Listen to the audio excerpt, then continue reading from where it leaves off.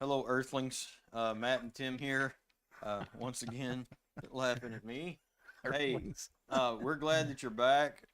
If you're back, I don't know if anybody's actually out there yet, but today we're going to jump through a story in the book of Numbers, and we're just going to talk about what it looks like to grow in the Lord and to try to figure out what He is. We're talking about the difference between following what He says for you to do, or you think He says for you to do, Yeah. versus following Him. And so, stay tuned with us. We'll be right back in just a minute. And we're just going to dig in and talk about some of the nature and the character of God. See you in a minute.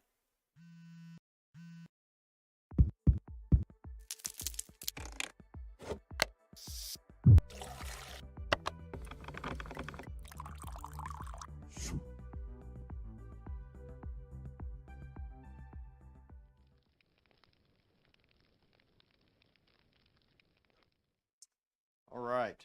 Welcome back. Hey, if you're out there, I see a couple of people out there that are watching. Be sure to make a comment and let us know you're out there. Um, let's just talk about the story first, Tim. Let's go through the story and talk about what happened, and then let's kind of back up and talk about Yeah. what the implications are. That way, we've got a place to kind of go from. So it's a common story. If you've been around church much or reading the Bible much, we're talking about the Israelites when they were saved out of Egypt, and Moses was tasked with going and leading them out. And we're not talking about that story. We're talking about how God's looking at it. But here, this is the storyline. So as they come out, whatever circumstance transpired, we got no food, we got no water, we can't Right. get away from the evil guys or whatever it is. I mean, the masses, and this is a lot of people.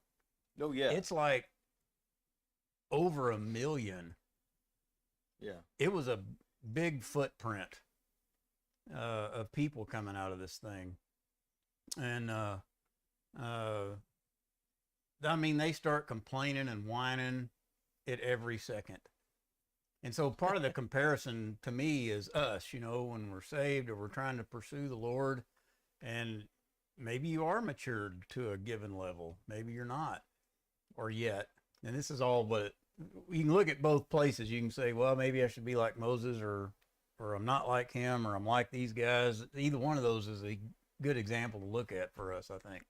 At any rate, so when they start complaining, they don't look up and complain to God. They look at Moses. yeah. And they've got mad at him. And Moses, there's a scripture that we kind of have to start with who he was as an individual. And it's in Numbers I think it was Numbers 12. 12. Yeah, Numbers 12:3. It says Moses was a very humble man, more so than anyone on the face of the earth. And that's in parentheses in the scripture. So he's telling a story and he puts that in. And Moses wrote that. About himself. Yeah.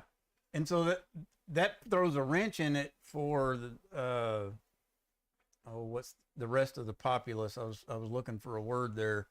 The secular Oh, yeah. minded type people. They'd look at that and go, well, it's obvious he's full of himself. But if you believe that the word is inspired by the word of God, you kind of have to swallow that. Right. And in looking at it from that perspective, God's telling him, and if you look at the rest of Moses' story, we're not talking about Moses, but you have to have that context. God's telling him, you need to put that in there. And I guarantee you, Moses was going, I don't want to put that in there. what? I didn't want to do this to begin with.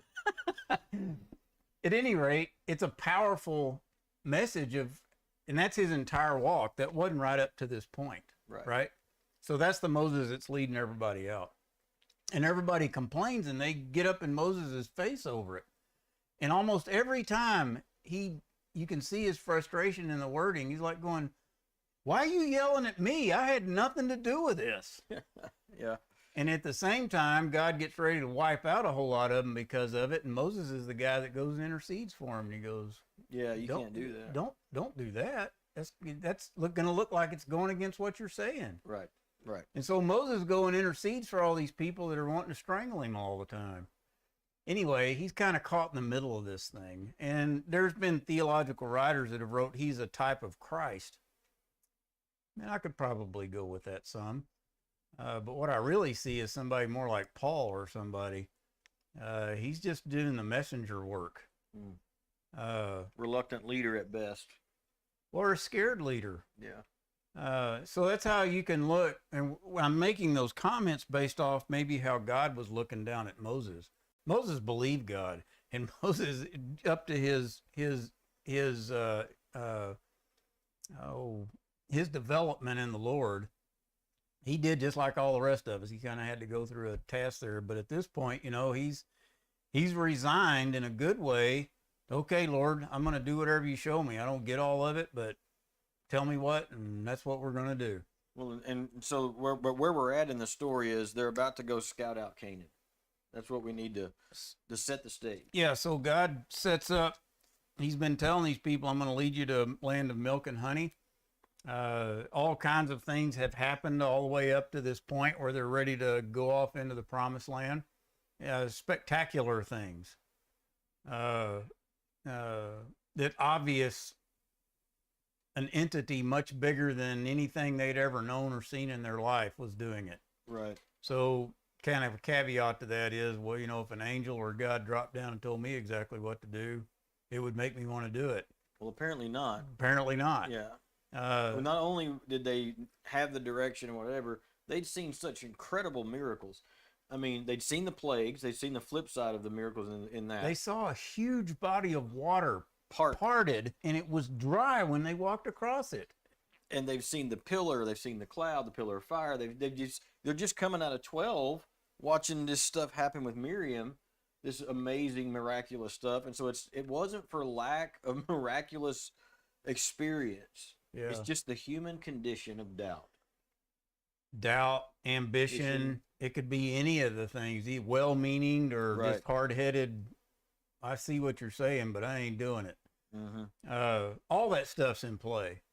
And so they come to the promised land, and I don't remember if it was God that told them to send spies in to go do it, or if they just came up with that one on their own. Yeah, it says the Lord spoke to Moses, send men to scout. Okay, so he sends them, right? They pick 12 or 13 of them, and off they go.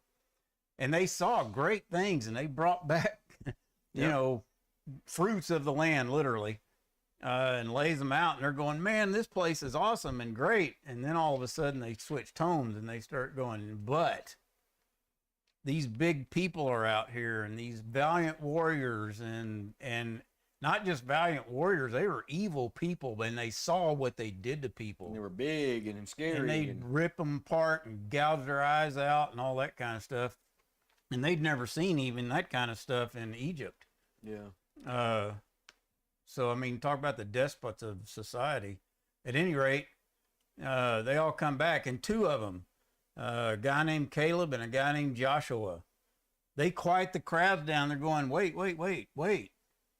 Everybody, the guy that led us out of captivity and did all these miraculous signs to even get us here says that we're going to take this. So that's not even an issue. We just got to go do it. And the people, through all kinds of fear, the million people, right? So there's the million, and then there's 5 or 6 standing over here, and they're perplexed. They're not going, look what we can have. They're going, God did this. The God that gave us all this other stuff getting us here, that's nothing that you're worried about. But they couldn't remember, or they didn't want to remember. Or something. And whatever it was, the million people are looking at the 5 like they're crazy. And I guarantee you, every one of us have done that. Yeah. We see something of the Lord, or we hear some teaching of the Lord, or whatever it is, and we don't even ponder over it. We just jump up and go, no, it has to be like this. Well, and even more so than that, I like in 14 where it says, this is kind of where we're heading with the story. It says the whole community broke into loud cries. They wept that night. The Israelites complained about Moses and Aaron. It wasn't just about the situation. Now it's everybody else's fault. It's the leaders. They led us to this. But Man, doesn't that sound familiar? And then it says, and the whole community, millions of folks, said to them, if only we had died in the land of Egypt, or if only we had died in the wilderness. I'd better be there. That was fear. I'd have been better off. I'd have been better off if, and it wasn't even just I'd have been better off had I stayed in Egypt. They're like, we'd have been better off had we died in Egypt. I mean, they were in a place of absolute despair over this news. And you see this stuff, faith over fear, blah blah. And I'm whatever. I don't want to politicize it or anything, but really, that's what they were at the crux of. Are we going to believe, or are we going to be afraid of what we see? Yeah, and we're sitting here talking about it because you and I've been through things in our own life that we know when we can stand. But I don't know about you, but I still get places where I don't want to believe it, or I don't want to do it, or I'm not ready for it yet.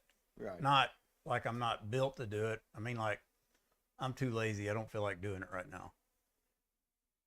I can identify with these guys, Yeah.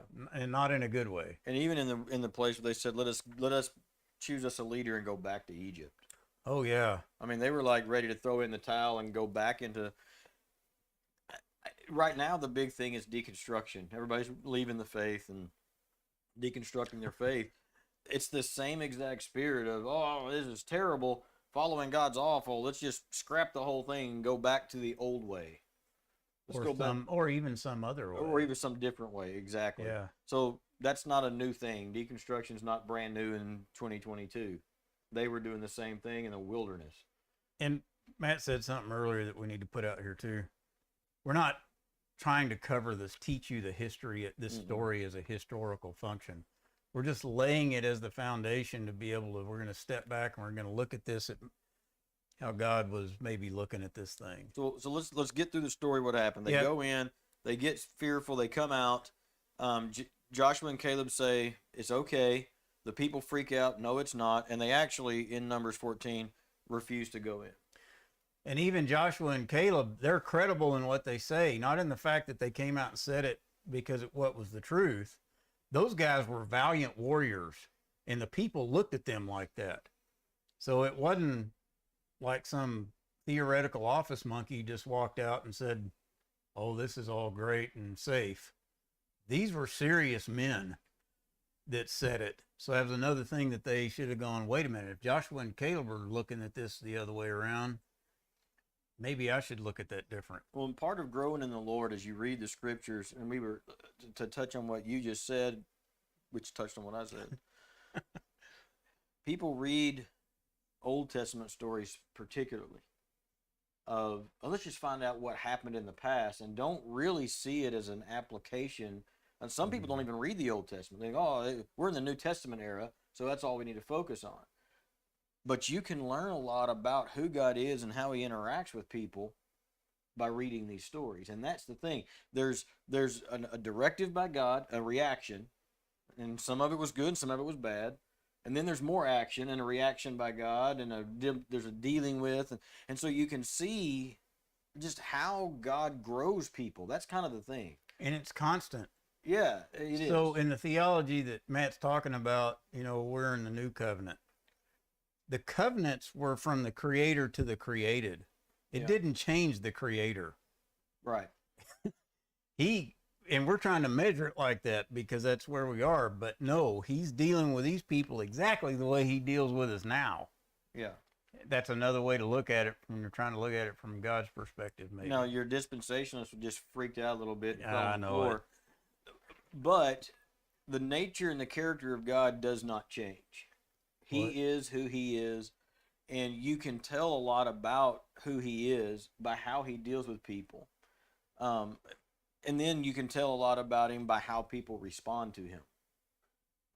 Like in this particular text, when everybody freaks out, when they say, let's go back to Egypt, verse 5 of Numbers 14, he says, then Moses and Aaron fell face down in the front of the whole assembly of the Israelite community.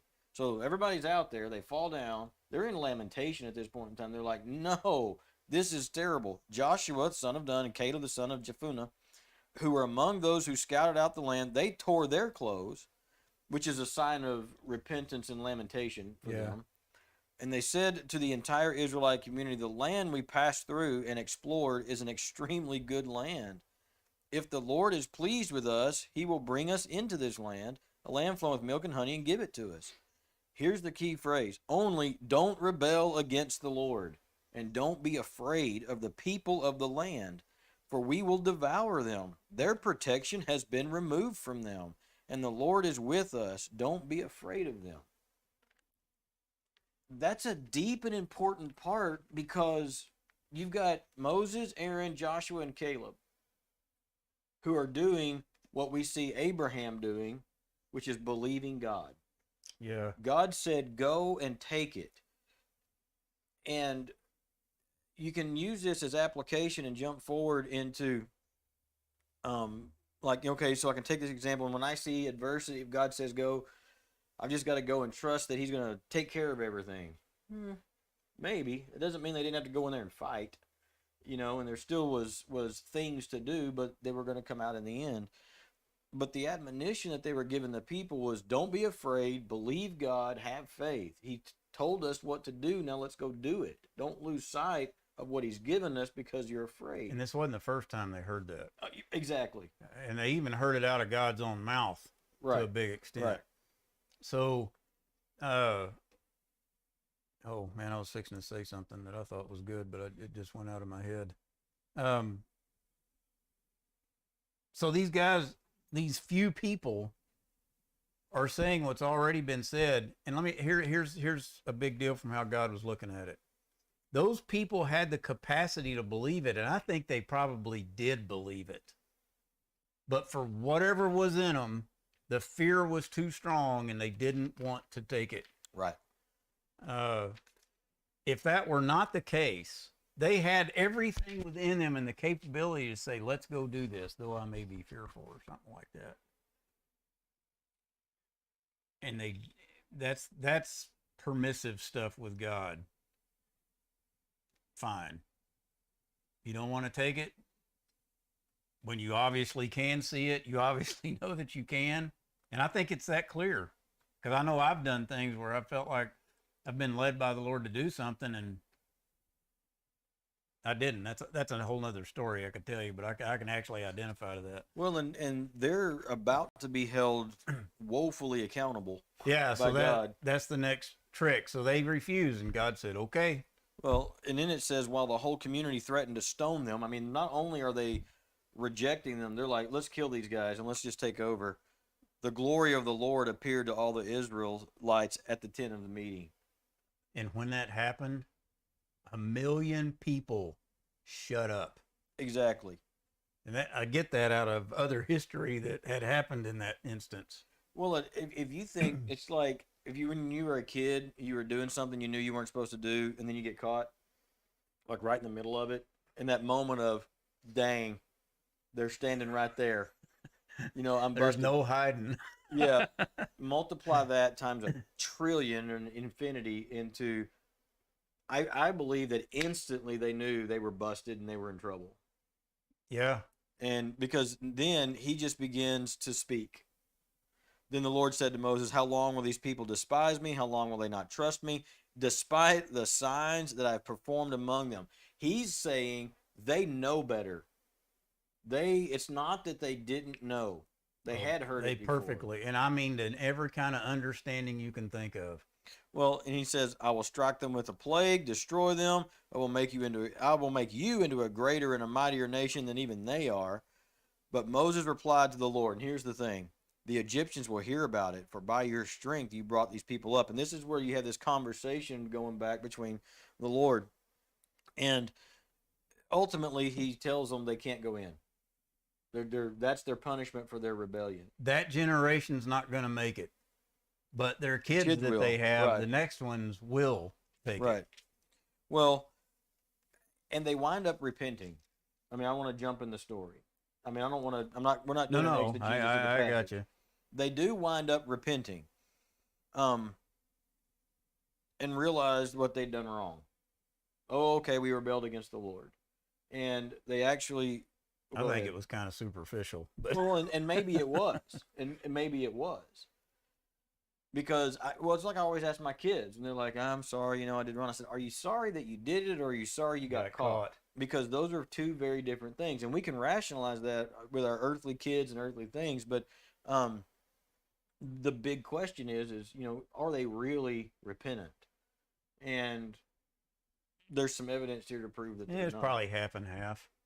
Right. Where do we want to pick up, though? It says... well, in verse 39...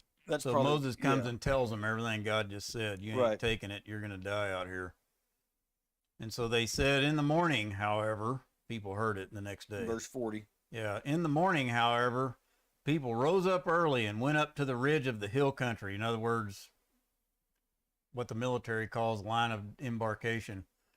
They go up and they're all probably arrayed in battle gear, and they're like, let's go do it. Right. And so he says, here we are. We have indeed sinned, but we will go up and to the place that the Lord has promised. But Moses said, why then are you transgressing the commandment of the Lord when you will not succeed? Well, because God did promise them they could have it. But because of their rebellion, he took the promise, he took it back and said, you're not going. And they're like, we don't want to listen to that second part. We're just going to go back to we reset everything, God. We said we're sorry. We're going to go back to your original promise. Yeah. And that promise was no longer on the table. And Moses told them, don't go up, or you will be struck down before your enemies. For the Lord is not among you. But they went up heedlessly to the ridge of the hill country. Neither the ark of the covenant of the Lord nor Moses left the camp. And they went out and they got whipped. Yeah. The pericope, the little sub thing says Israel got routed. they got their tails handed to them. It reminds me of in the New Testament of the 7 sons of Sceva, where these people that were, we're out doing the Lord's work in the name of the Lord, but they weren't doing it for the Lord. They were doing it for themselves. But and in this case, they're doing the same thing. They're saying that, but they're hoping that anyway, they got in trouble. You're right. And they got whipped and they came back. It says they came down, they attacked them, they routed them. And then it just kind of goes on and talks about laws and things like that. And so you might even be going, so what's the whole point of this story? What do we learn from it? How do we flip this over and look at how is God dealing with people? He gave them something. He gave them a promise. It's not, you say it all the time, it's not too dissimilar from when Abraham and Sarah were given a promise. We were talking about that just a bit ago. And they're like, I know what the Lord wants us to do, but I don't want to wait, so we can just make it happen. Yeah. We can go and we're going to get the concubine in here and we're going to make this happen, and Ishmael comes out of that and everything.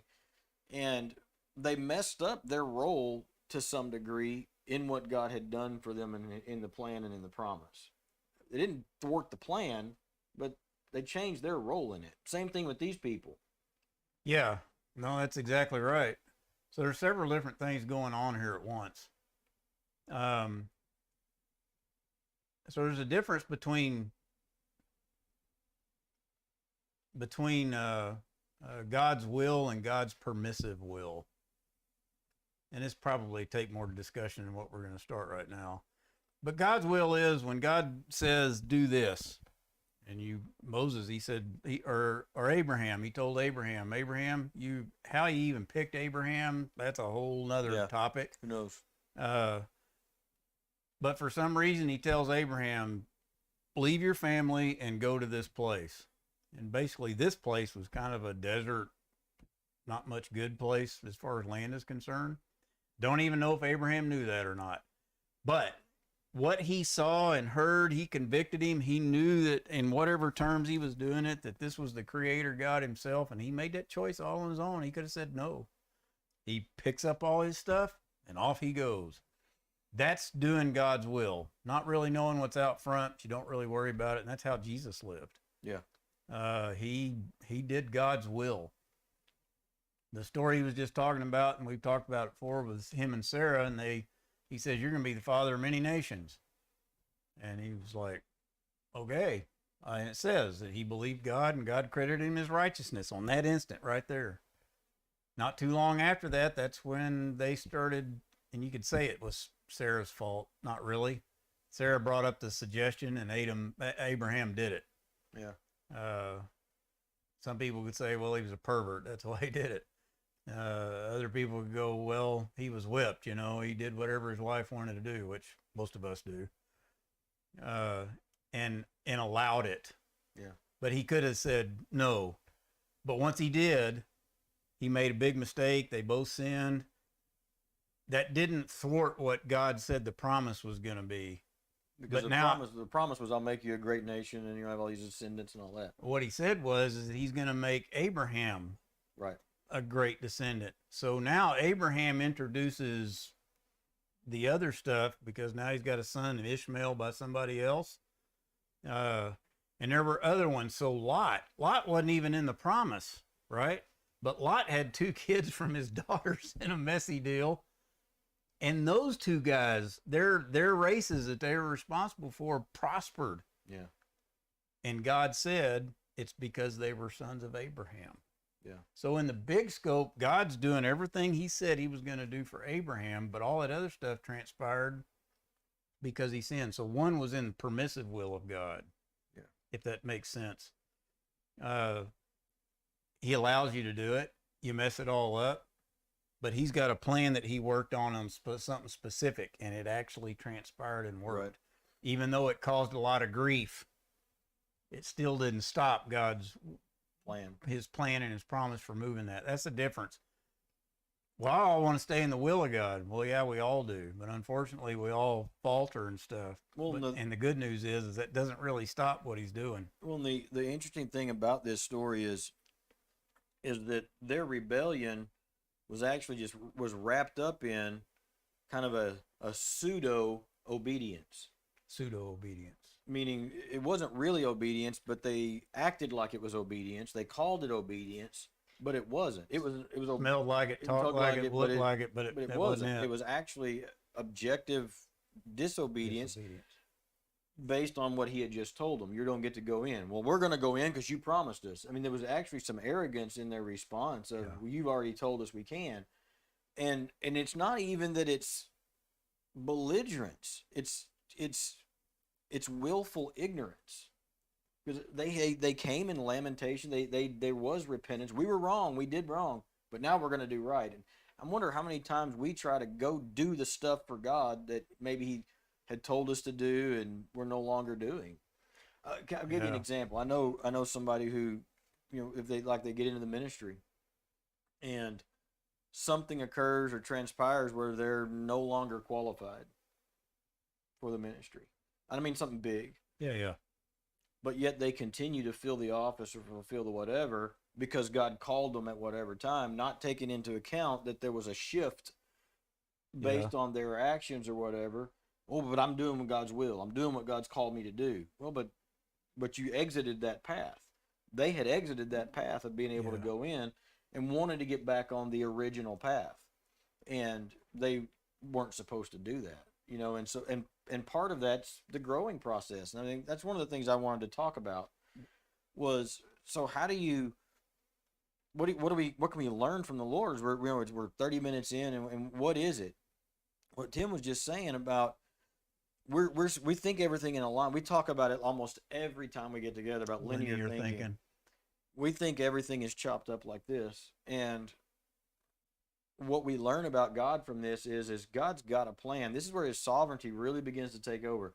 The children of Abraham, the descendants of Abraham, I should say, they were going to go into the promised land.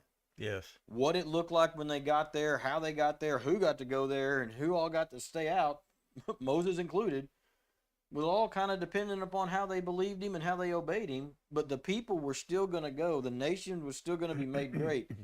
That's never going to stop.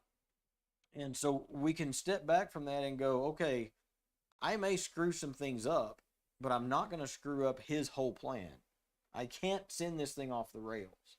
I might change my role in it by my actions of obedience or disobedience, but his plan's not going to get changed. And I can be redeemed in it. David's a good example.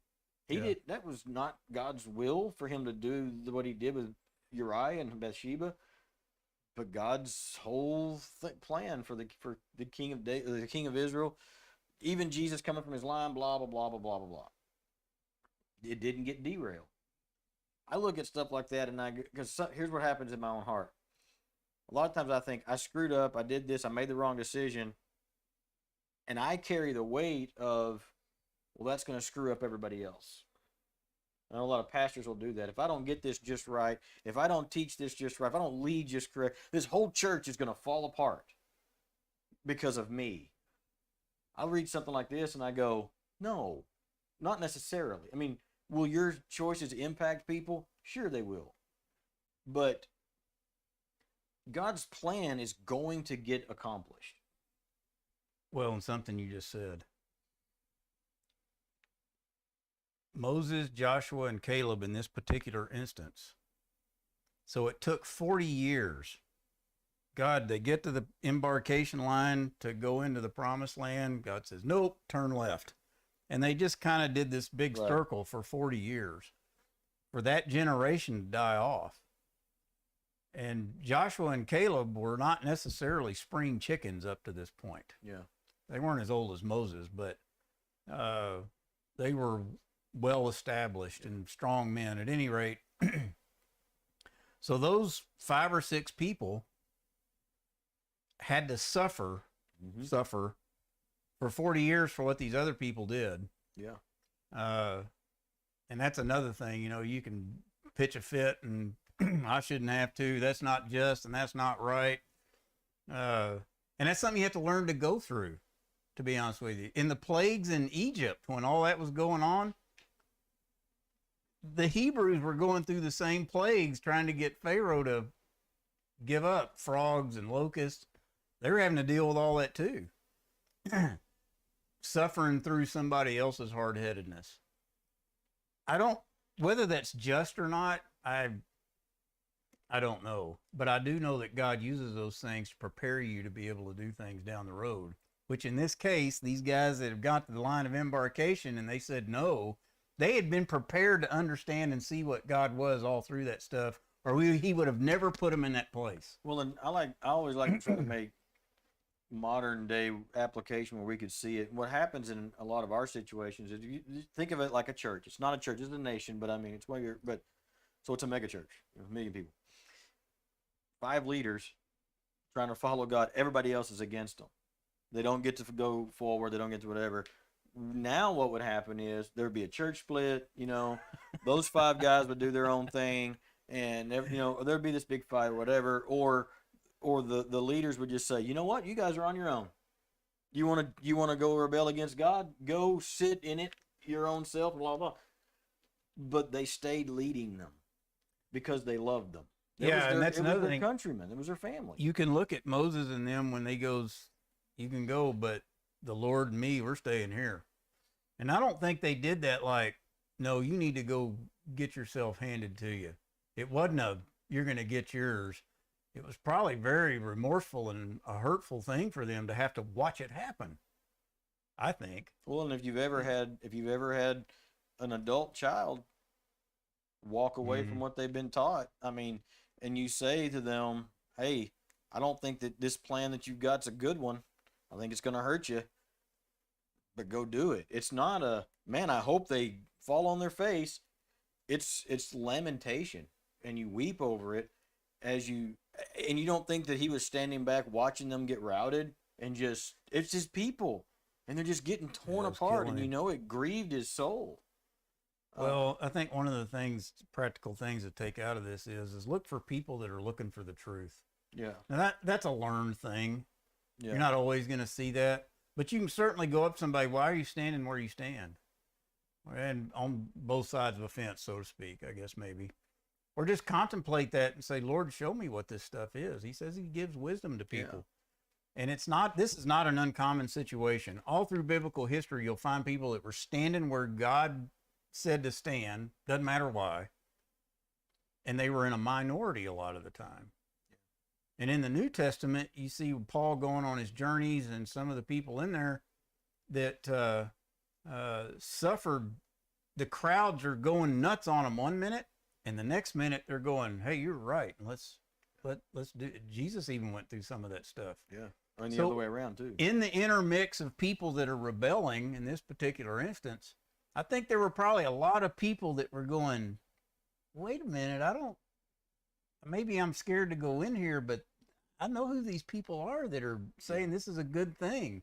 But they were letting the other people, I don't know, maybe even by suppression, because they were so riled up about it. These other people are scared to go against daddy or whoever it is that they know. And that's where it takes the courage to stand up and go, You know, I may not completely understand where they're at, but I think this is where the Spirit's going. Yeah. And Yeah. you may be successful and conquer, or you may have to suffer for a while until it's ready to transpire. Well, there's another side of that I want to bring out, and then we'll land this plane. Yeah. Moses, Aaron, Joshua, and Caleb. Let's just say, for the mind's eye, they're standing up on the ridge. Everybody's down in there getting their tails kicked. And you know they're hurting for them. And you know they're going, we tried to tell you.